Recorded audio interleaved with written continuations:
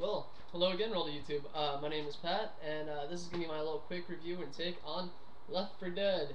And I was a little bit skeptical about this game until my brother started reading up on it, and he said, you really got to check this game out. And me and my brother, we're really big on co-op games, and I'm really huge on zombie games. So eventually I just kind of decided to take the plunge and spend that 60 bucks and get this bad boy. And I am shockingly surprised about just how good it is. And if you love zombie games, this is a great game. And if you love co-op, this is also a great good game. And I'm not talking about, it is online co-op too, but I'm not talking about the kind of co-op where you're sitting there and being cussed at by 13-year-old kids and being called noob. But I'm talking about games where you actually sit down with like someone else and you have another controller there and you have an interactive experience with someone you know and you like hanging out with. And that's what I'm talking about. That's this kind of game right here. And I love co-op games ever since games like Gauntlet and Contra, man. And this game, perfect for it. I did have some, it's not a perfect game. Like no, there are no such things as perfect games. It definitely has its flaws. Like every other game has their flaws, and I'll go ahead and get into them real quick. Basically, to start with the art direction, I wasn't crazy about it. Seeing the previews and stuff, it's got really low textures and really low poly counts. And after I played it, I started to realize though that the reason that they did that is because the game really requires a very high frame rate, and it can't afford to drop any frames, and because everything's so rapid and fast. And the zombies in the game really move more like Boilanese zombies from 28 Days Later, as opposed to what's his name, toward from the Night of the Living Dead zombies like you would see in say Dead Rising, also a very good zombie game. But yeah, they actually run more often than none, and it's really fast, fast, fast, fast. They don't have as many zombies as Dead Rising. There's less, but it's nonetheless just as fun, because the ones in Dead Rising were kind of just doing nothing, where these ones are coming after you, and it makes for a very intense experience, and the party system does feel really good. So even though it does have low textures and low poly counts, it kind of makes sense why they did it. But that's not really the complaint I have about the art direction style. What I have the complaint about is, for starters, that I'm not crazy about the character design. The character design feels more like a caricature design, and it feels like you're playing as the village people, to be frank. And everyone's like kind of dressed up in their own little identity. Like, oh, it's the biker, it's the office guy, it's the soldier, it's the chick, and it was annoying. Also, the game decided to do some things that were very obnoxious. Though I thought that, like, while you're in the dark, shadowy, fast, rapid like zombies and scared for your life, that all of a sudden the game will take you out of that element and out of that mindset because a fat point in the game will spray you with a green vomit and your screen will turn like a cartoony green and all fake wavy and it just looks ridiculous. And you're like, well, okay, now I'm no longer playing the game. Now I'm playing some other game, and that's exactly how it feels. And so I'm not crazy about the art direction like when it does stuff like that. So that was definitely an issue. Let's see. Other than the art direction, the AI was good. Oh man, the AI is good.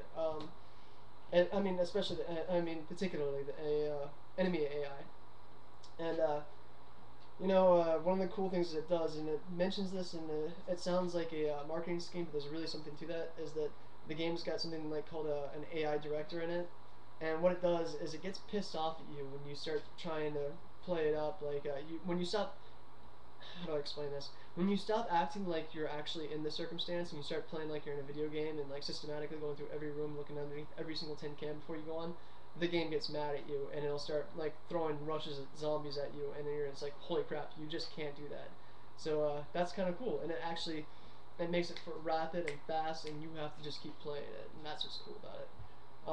Also, it doesn't have whack-a-mole kind of AI scripts, and that's one thing that drives me crazy. There's too many games out there that just play whack-a-mole, and it's like, you know, look at games like Half-Life 1. They were so revolutionary for AI, and then it's like we've almost gone back a step, and now we have games like Gears of War where the enemies like AI script consists of going bang, bang, bang,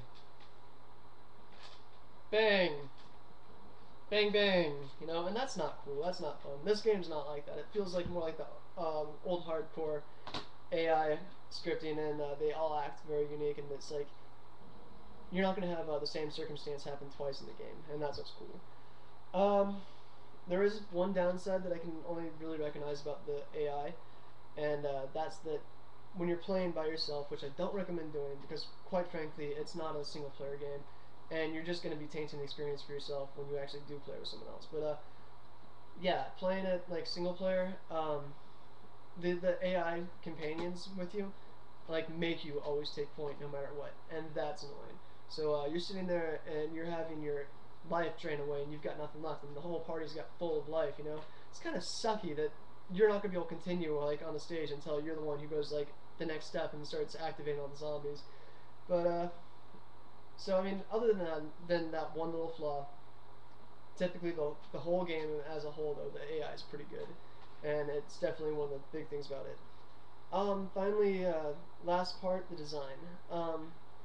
The design, let's see, I've got a couple good things to say about it, I suppose, and a couple bad things, or more than a couple bad things. The design itself is, it's cool that the stages have multiple paths and you don't feel like you're on a line. That's very good. I hate linear gameplay. Um, I haven't played the multiplayer to be frank because I refuse to pay money to Microsoft for the right to use my own internet connection, so I can't really speak for that. But let's see. It is cool though that you can take multiple paths, and some things that suck about it though, on the other hand, are that there's a very lack number of actual variety of weapons and enemies. Like after you've seen the first, the 10 weapons in the game and the 10 enemies, it's like that's it, and everything else is just on more of a difficult side. So it's like you've seen the tank, and now the next time you're gonna have a more intense experience. It's gonna be 2 tanks, and then 3 tanks, and then that's how the game works. And I don't know. It's got some environmental things like you can be up in a skyscraper. Like the first time, oh no, not the first time I saw a tank, but like the first nasty fight I got into a tank is that he just smacked me like one time and threw me right through a wall and off the side of a skyscraper and killed me on the spot. And I was like, oh my god, you can't be serious. But it's cool though. It's got a lot of variety though, and that's also a good thing. The game does very much feel like a computer game and a Valve game. That it doesn't do the typical like anti-hero crap that just sickens me. Like I don't know about you guys, but I'm really getting sick and tired of the whole anti-hero dark gritty world thing. And it's a zombie game, so it's going to be some dark gritty world, but like your characters aren't solely comprised of a bunch of anti-heroes, and that's cool. And if you are a Valve fan, you're probably going to be wanting to look into this too because it definitely has that whole Valve aroma to it.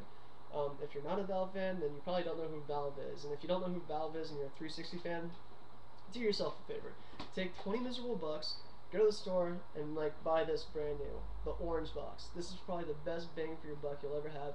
And for some reason, 360 owners just don't even know this exists out there, and it's probably one of the best values you could ever possibly get. But that's an entirely different review, I suppose, and we're on Left 4 Dead.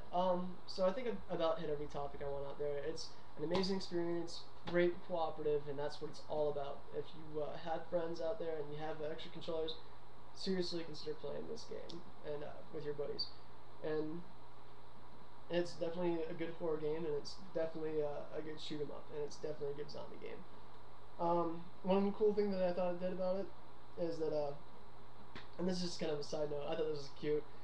They have an achievement for zombie genocide, and if you have played Dead Rising and you know what zombie genocide is, that you have to kill off the population of the town in this game. Well, this game has the exact same achievement, only it's one more zombie, and I thought that was really cute. So once I figured it out, because I actually went to the other achievement, and it is the exact same number plus one zombie. And really, that's about all I have to say for it. If you want me to give it an arbitrary number, I have to give this an 8.5 out of 10. That's the exact same number I gave it Fallout 3, just to let people know. For me, this is how my scale goes. 10 is a perfect game. It cannot possibly get any better, and it's like the perfect game. 9 is a great game with like mild flaws that don't really interfere with the gameplay too horribly. And in this case, because I thought that the art direction sometimes pulled you out of the game, that I felt that merited that it shot down to an 8.5. So it's about an 8.5 to me out of 10. And I'm just a really, really, really rough reviewer, and that's actually a really good game to me. So definitely consider picking it up. And thank you for watching, and please look at my other videos, and have a good day.